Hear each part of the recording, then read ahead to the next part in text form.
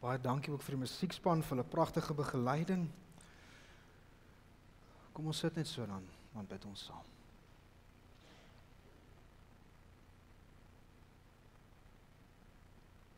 Here, U is die almagtige God, Hemelse Heer, Skepper van die heelal. Here, ook hierdie dag het U vir ons gemaak, om ook in hierdie dag U te kan ontmoet, by U voete te kan kom sit, Here, U woord te kan indrink, maar ook tot rus te kan kom by U. En daarom, Here, mag ons ook vandag 'n heilige ontmoeting met U hê, so wat U teenwoordig is hier by elkeen van ons. Mag U Gees vir ons die woord kom aktiveer en Here, mag die woord nie net bly by woorde of by gedagtes nie, maar mag dit ons dring, Here, met 'n doelgerigtheid om ook te gaan leef, dit wat ons vandag hoor. Dat ons dit sal gaan uitdra, Here, deur woord, deur daad, deur ons hele leefstyl, dat almal U sal leer ken as die lewende God en dat U daardeur verheerlik sal word. So kom Here asseblief en kom spreek vandag met elkeen van ons. Ons luister. Amen.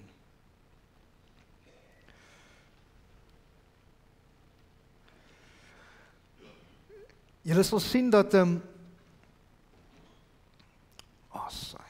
so 'n paar keer vorentoe. Kom ons gaan maar terug.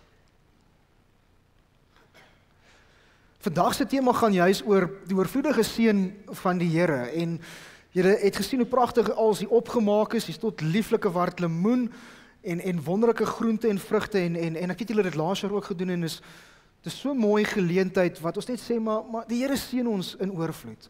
En ons gaan nou uit sy woord uit bietjie lees en meer hoor van dit wat hy vir ons eintlik wil sê. Maar geloofsfamilie, ek meen laat ons vanoggend net vir 'n oomblik ons harte oopmaak.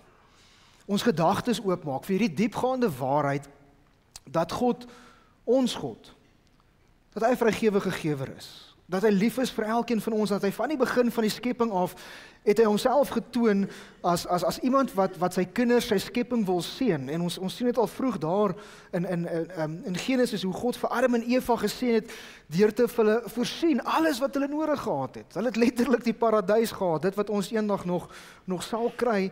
Hulle het alles in die tuin nodig gehad om van te kan leef. Hy het 'n wêreld van skoonheid geskep, 'n wêreld van voorsiening en van vrede geskep vir hulle, maar ook vir ons. En hy nooi ons uit om in die volheid van sy oorvloed te leef. Nie net vandag nie, maar elke dag van ons lewens. En dwars deur die skrif word ons keer op keer herinner aan God se goedheid. Ek dink aan Psalm 23 wat vir ons sê, die Here is my herder. Ek kom niks kort nie. Party vertaling sê, niks ontbreek my nie. Of in die Engelse vertaling, I shall not want. Ek het nie nodig om iets te soek nie. Dis nie die blote belofte van materiële voorsiening wat die Here vir ons gee nie, maar 'n versekering dat God vir elke aspek van ons lewe vir ons omgee. Hy weet van julle is dalk moeg, julle is uitgeput, maar die Here sê, hy sal jou lei na stille waters toe waar vrede is. Hy wil ons siele vir ons kom verkoop, hy wil ons voorberei, hy gee vir ons 'n tafel selfs in die teenwoordigheid van ons vyande. So ons beker loop oor, omdat God se seëninge nie geransoneer word nie. Hy hou dit nie terug vir ons nie. Hy gee dit vir ons daagliks in oorvloed. En dan as ons onthou 'n teks soos Johannes 10, daar vers 10, het Jesus self gesê, ek het gekom dat jy die lewe kan hê en dit in oorvloed. En as jy na die Grieks gaan kyk, dan praat hy van bios lewe ook, nie net van zoe nie. Hy praat nie net van die fisiese lewe, van materiële nie, hy praat ook van jou geestelike lewe, waarna hy vir ons omsien en vir ons in oorvloed gee. So om die volle lewe te kan hê, beteken om God se vrygewigheid op 'n geestelike, maar ook op 'n materiële manier te kan ervaar. Want hy sê, hy voorsien vir ons in ons behoeftes. Hy maak ons gebrokenheid reg. Hy vul ons weer met hoop. Hy gee vir ons vreugde en vrede. En dit gaan nie oor aardse rykdom nie, nee, oor skatte hier op die aarde nie, maar dit gaan oor 'n diep geestelike rykdom van wat dit is om in 'n verhouding met God te staan. Om daagliks in daai verhouding met hom te leef. God het groot behaal daarin om sy liefde en sy genade uit te deel en uit te stort aan diegene wat hom liefhet. So, tog is die Here se oorvloed nie net vir volmaakte mense of almal wat dit bymekaar het of vir die sterk mense nie. Dis ook vir diegene wat hom liefhet wat met oop harte eerlikwaar soek elke dag van hulle lewe. Matteus 7 vers 11, ons het 'n bietjie vroeër vanjaar ook daaroor gepraat, dan verseker Jesus ons, dan sê hy, as julle wat dan so sleg is weet van die goeie gawes om aan julle kinders te kan gee, hoeveel te meer sal God nie vir ons gee nie. Hy weet presies wat ons nodig het. Hy wat ons hemelse Vader is, hy sal dit vir ons gee. Maar God se hart is om sy kinders te seën en te gee en vir sy kinders te kan sorg en nooit sy goedheid van ons af terug te hou of te weerhou nie. So laat ons vanoggend, terwyl ons hier by mekaar kom, opnuut die seën ontvang wat ook uit die Vader se hand uitkom. Of jy nou in 'n seisoen in jou lewe is van oorvloed en of jy in 'n tyd in jou lewe is van groot nood, onthou dat God is oneindig meer in staat om vir jou te gee en te doen as wat jy sal vra of as wat jy sal voorstel. Want sy hulpbronne raak nooit op nie. Dit is onbeperk. Hy verskaf krag vir die vermoeide. Hy gee vertroosting vir die mense wat gebroken is van hart en hy het hoop vir diegene wat weer wanhoopig is. So as jy jou Bybel hierso het, blaai saam met my. Ons gaan saam lees daar uit Matteus 6 vers 25 tot 34. Dis ons teksgedeelte vir vandag. Ons het vroeër vanjaar in die eerste kwartaal ook oor hierdie teks gepreek en gepraat. Ons wil eers vandag weer so 'n bietjie vir julle daarvan herinner. So Matteus 6 vanaf vers 25 tot vers 34. As jy jou Bybel hierso het. Kom ons lees saam. Daarom sê ek vir julle, moet julle nie bekommer oor julle lewe, oor wat julle moet eet of drink nie, of oor julle liggaam, oor wat julle moet aantrek nie. Is die lewe nie belangriker as kos en die liggaam as klere nie? Kyk na die wilde voëls, hulle saai nie en hulle oes nie en hulle maak nie en die skure bymekaar nie. Julle hemelse Vader sorg vir hulle.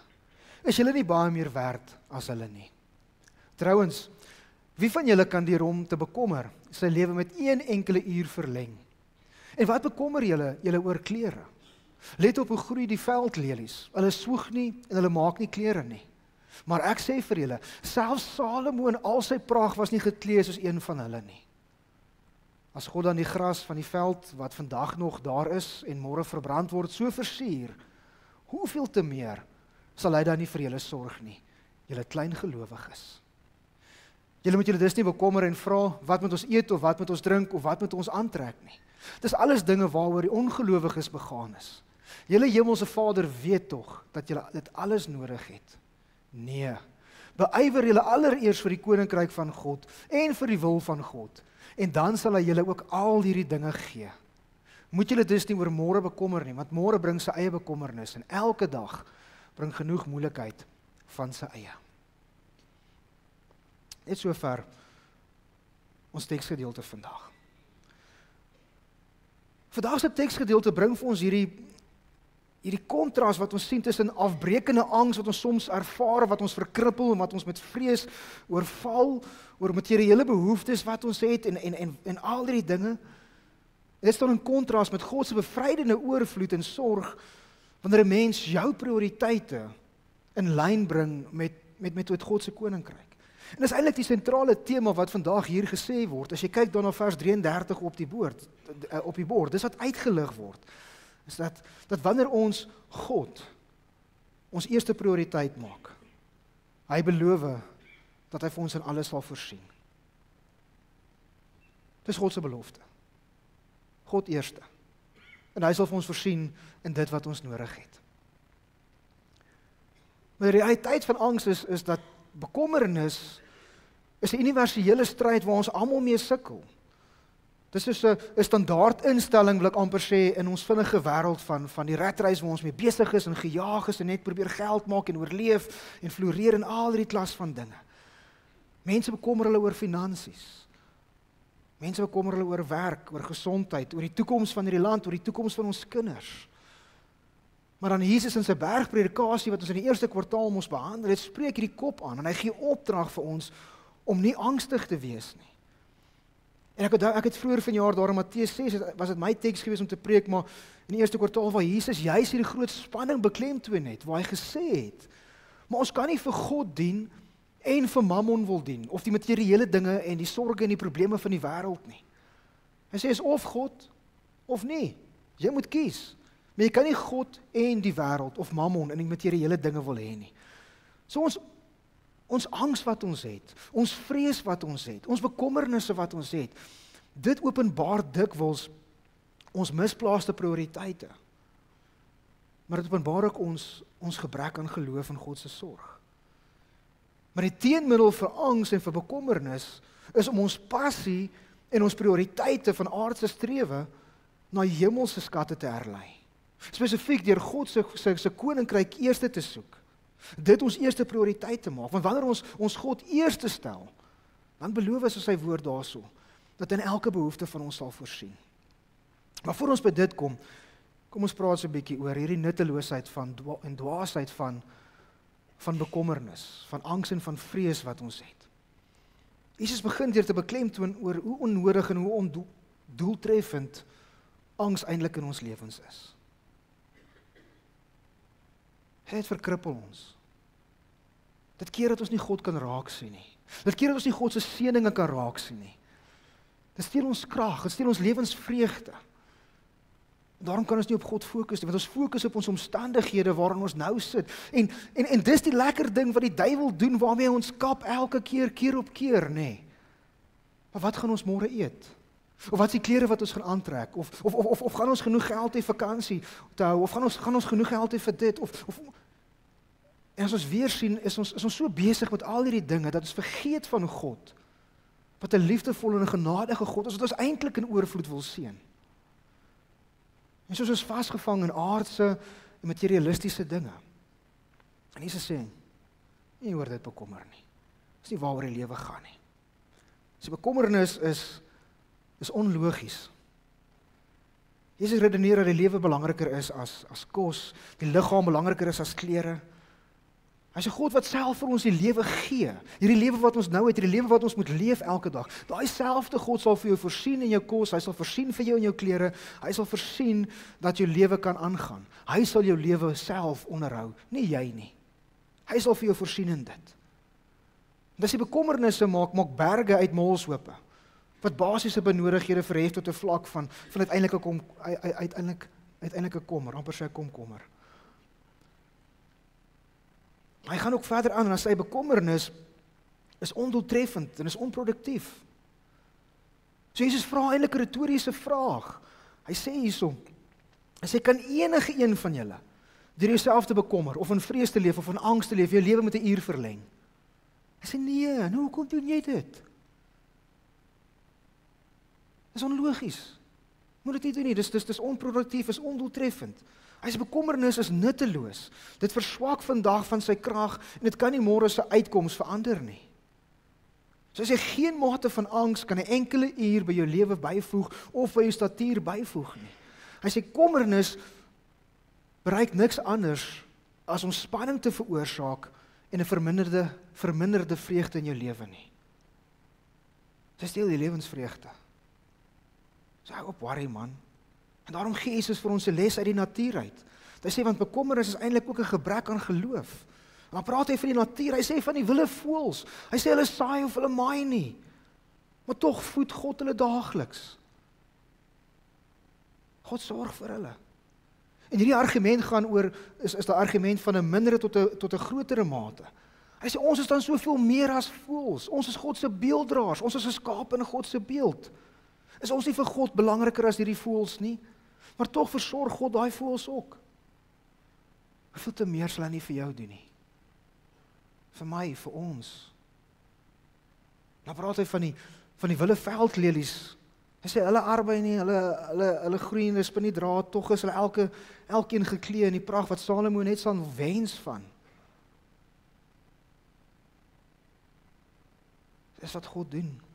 As God so mooi voorsiening maak vir iets so tydelik soos gras en blomme, hoeveel te meer sal God nie sy ewige kinders beklee nie. Nie net vandag hier op aarde nie, maar ook in alle ewigheid. Hy sê ook bekommernis is 'n kenmerk van ongelowiges. Hy sê van die ongelowiges, die heidene, hulle hardloop agter al hierdie materiële dinge aan. Dis hulle primêre ambisie, dis wat die wêreld ons mee uitvang, nê.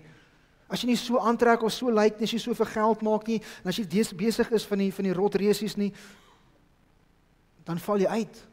Dan gaan jy dit nie maak in hierdie wêreld nie. Maar hy sê, hierdie mense doen dit net omdat hulle nie op die hemelse Vader staat maak vir hulle lewe nie. Dit is wat ongelowige mense doen. Sê gelowige mense, ons maak staat op die Here. Ons vertrou hom, want hy is getrou. Ons weet ons ontrouheid en sonde sal nooit sy getrouheid ophef nie. Hy bly gestand aan sy woord. So vir 'n Christen is hierdie soort angs in wese, eintlik kan ons amper sê 'n praktiese ateïsme, wat optree asof God nie vir ons omgee nie. Ons sal selfs sê asof God dood is. Daarom sê ek 'n praktiese ateïsme. Want as jy glo in God, dan sal jy vertrou in God. Dan sal jy sê, as God maar net nie. Of wil God maar net nie. Nee, ons sal sê, Here, U koninkryk eerste. Ons weet, ons vertrou. Want jou Vader, sê Jesus in vers 23b, weet wat jy nodig het, voordat jy gevra het. Dit is 'n kragtige herinnering. Julle hemelse Vader weet alles wat julle nodig het. Weet jy dit? Onthou jy dit? God is nie 'n afwesige skepper nie. Hy is 'n betrokke, liefdevolle Vader wat bewus is van ons behoeftes nog voor ons vra. Julle gevra vir die reën?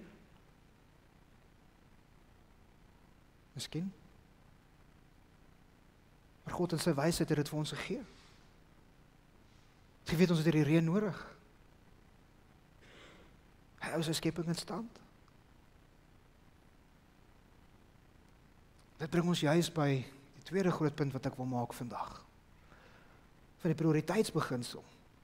Vers 23 wat sê, soek allereers die koninkryk van God. Beywer julle allereers vir die koninkryk van God en vir die wil van God. En dis die kernvers eintlik van hierdie boodskap. Dis die goddelike teenmiddel teen angs, teen vrees, is hierdie. Dis 'n radikale verskywing in jou prioriteit.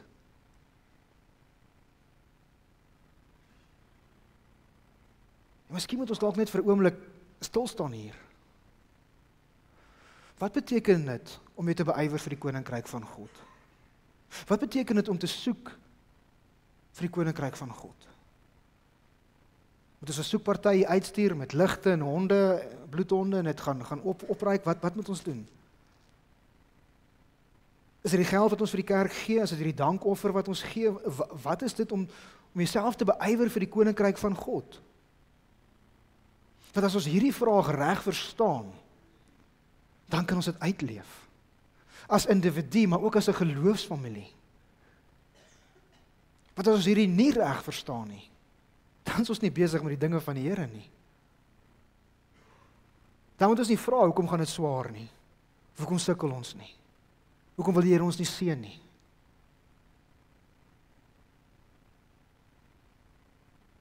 En ons kan 'n klomp teologie gee oor wat is hierdie om jouself te beywer vir die koninkryk van God. Ek het hier geskryf, dis 'n aktiewe strewe, dis nie 'n passiewe wag nie, dit verg passie van ons af, inspanning en deursettingsvermoë. Allereers beteken dit moet die hoogste prioriteit wees, moet die topprioriteit wees waarom al jou lewenskeuses draai. Elke ding wat jy sê, elke ding wat jy doen, dis waaroor dit gaan. Dis nie 'n sekondêre strewe na jou eie welstand om te verseker dat jy right gaan wees in die lewe nie. Nee, dit gaan oor God eerste. Maar wat beteken dit?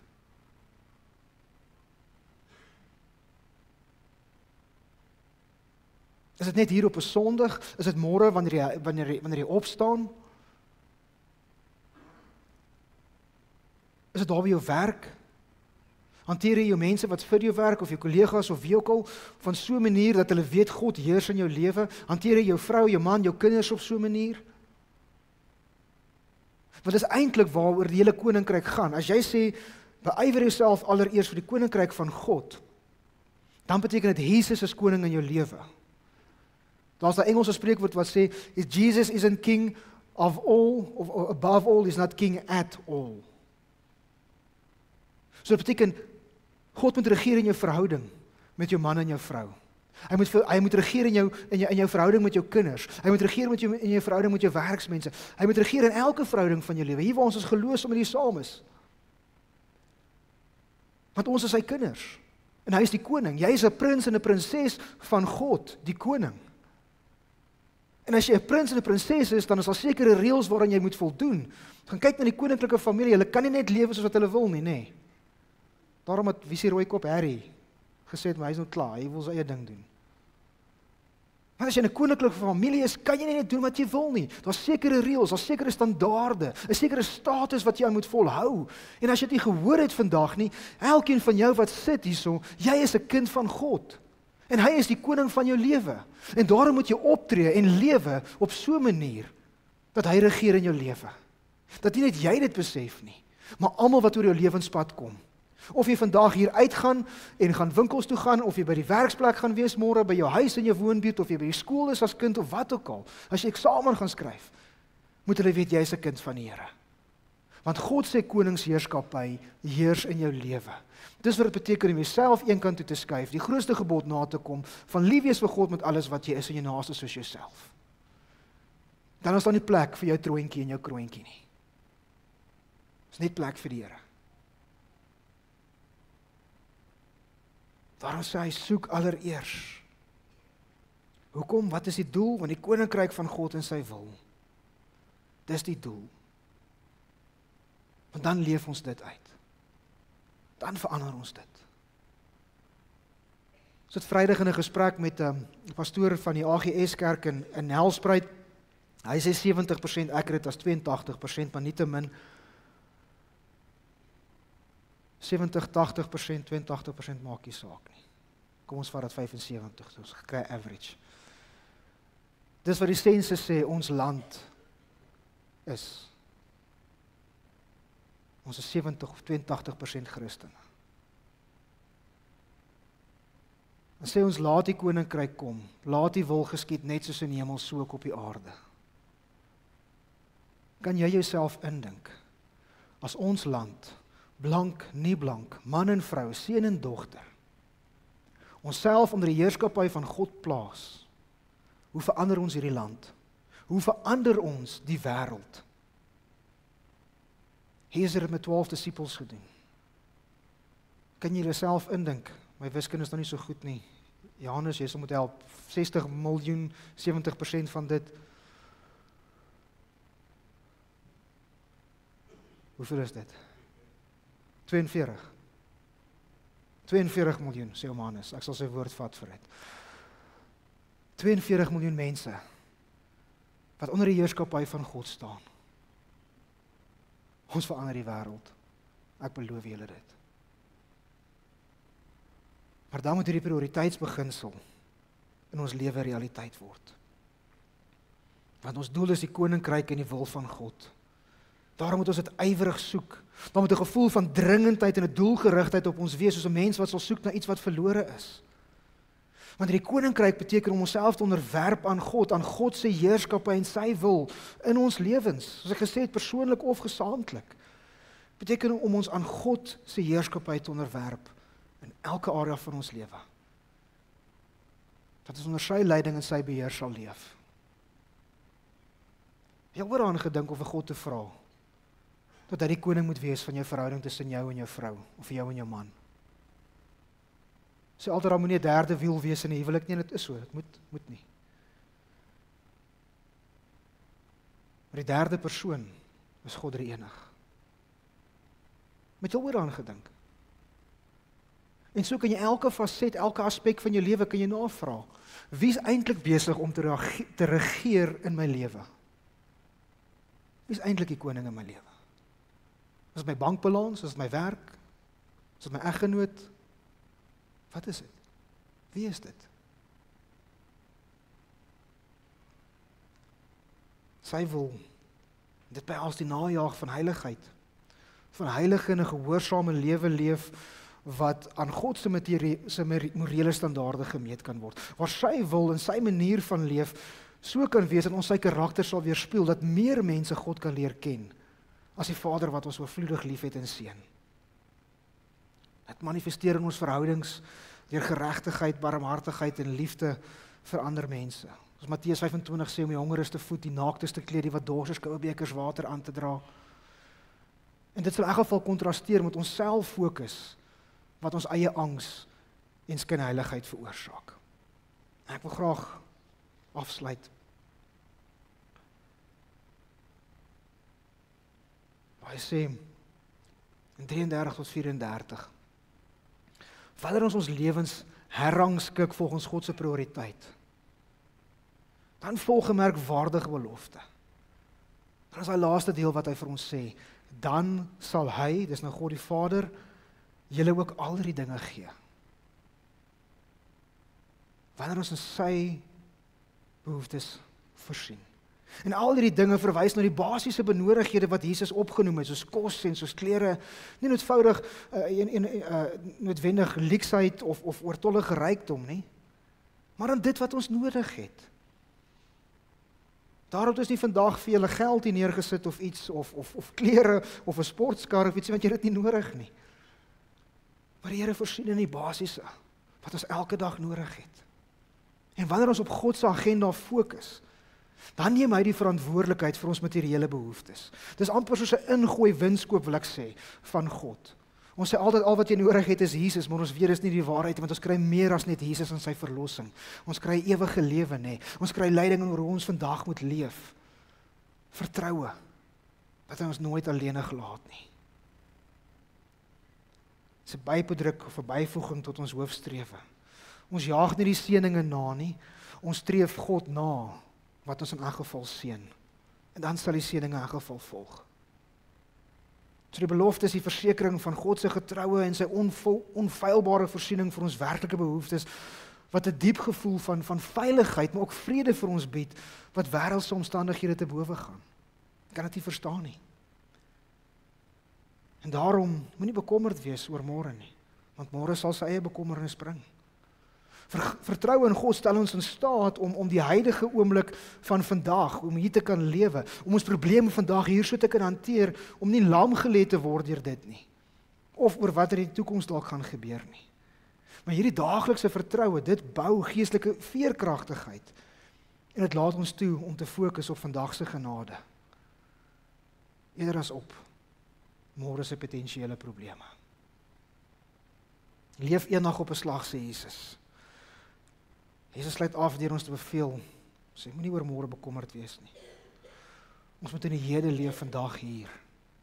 In jou oorvloed, in jou bietjie, wat dit ook al mag wees in jou situasie.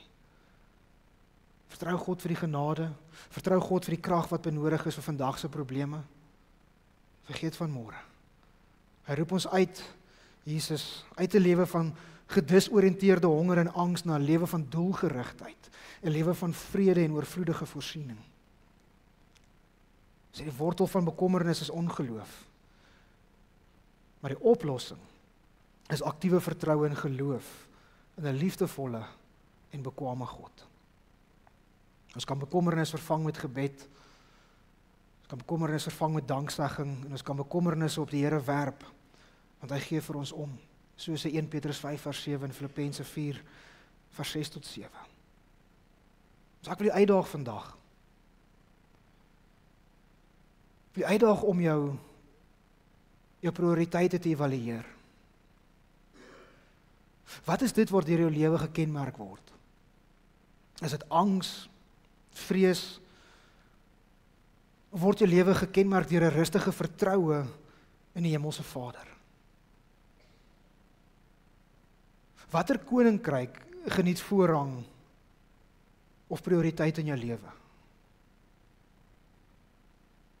Is dit jou aardse tydelike koninkryk? Of is dit God se?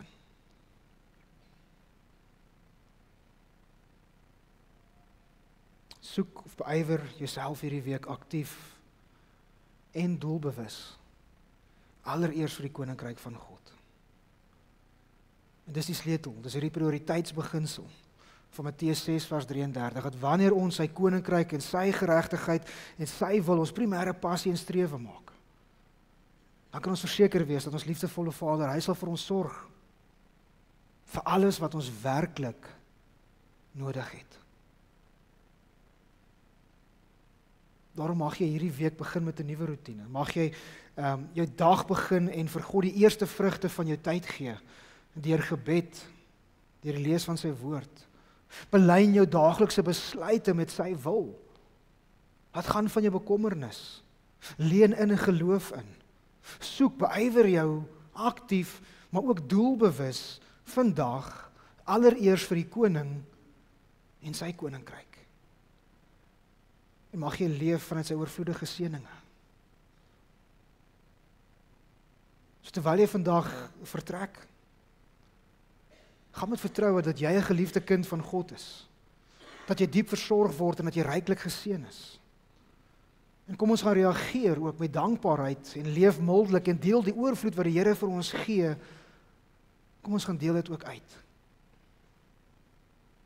Mag jy ook wandel in geloof en vertroue dat die Here wat sy kinders sal seën, sal aanhou gee en versorg en voorsien. Vandag, môre en in alle ewigheid. Amen.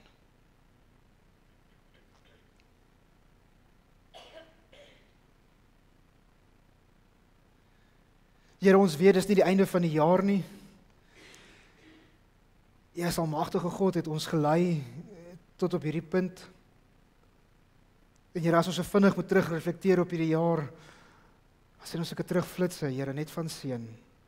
Ons kan net dankbaar wees. Ja, so baie dinge wat hierdie jaar gebeur het, waar ons net die vaderlike hand sien, waar hy ingetree het, opgedaag het vir ons, of dit is in ons persoonlike lewens, en of dit is in ons geloofsfamilie se lewe, Here, in hierdie gemeente. Dan kan ons net op ons knieë val en sê dankie. Dankie, Here. Jy bly getrou. Ons besef ons is net afhanklik van U, Here. Want sonder U liefde, sonder U genade, sonder U getrouheid, Here, is ons niks. En tot niks goeds in staat nie.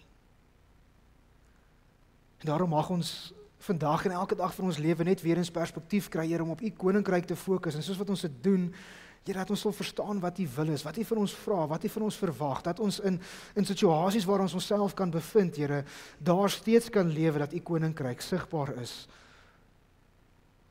vir almal rondom ons. Of dit by die huis is, in die woonbuurt is, of dit by die werksplek is, of dit op vakansie is, waar dit ook al mag wees, Here, selfs hier in die gemeente.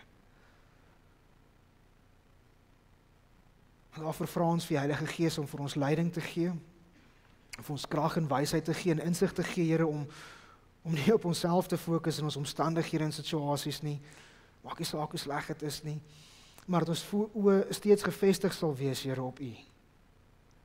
Dat ons steeds sal vasstaan in ons geloof, al probeer die wêreld ons skud, Here. Dat ons sal standvastig staan, wetend, ons kan op U vertrou. Here, U weet, wat is elke gesin wat vandag hier so sit, se behoeftes.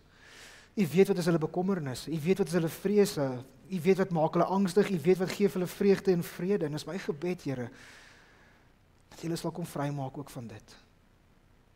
Dat hulle sal vashou aan U, en die belofte dat wanneer ons U koninkryk eers soek, wanneer U in ons lewens regeer, dan sal U vir ons al die dinge gee wat ons nodig het. Mag ons dan ook uitgaan, Here, en 'n seën wees hier in ons gemeenskap en verder as dit, vir almal wat oor ons lewenspad kom. Here, dankie vir 79 jaar, wat U vir NG Kerk Witrifuur geseën het, en gebruik het as 'n baken van lig en van hoop, as 'n oase van Jesus liefde. Mag dit gesê word, nie net van ons as 'n geloofsfamilie nie, maar ook van elkeen wat U kind is hier in NG Kerk Witrifuur. Dat elkeen van ons 'n oase van Jesus liefde is. Mag U wil in ons lewe geskied. Ons bid dit in die kragtige naam van Jesus ons Here. Amen.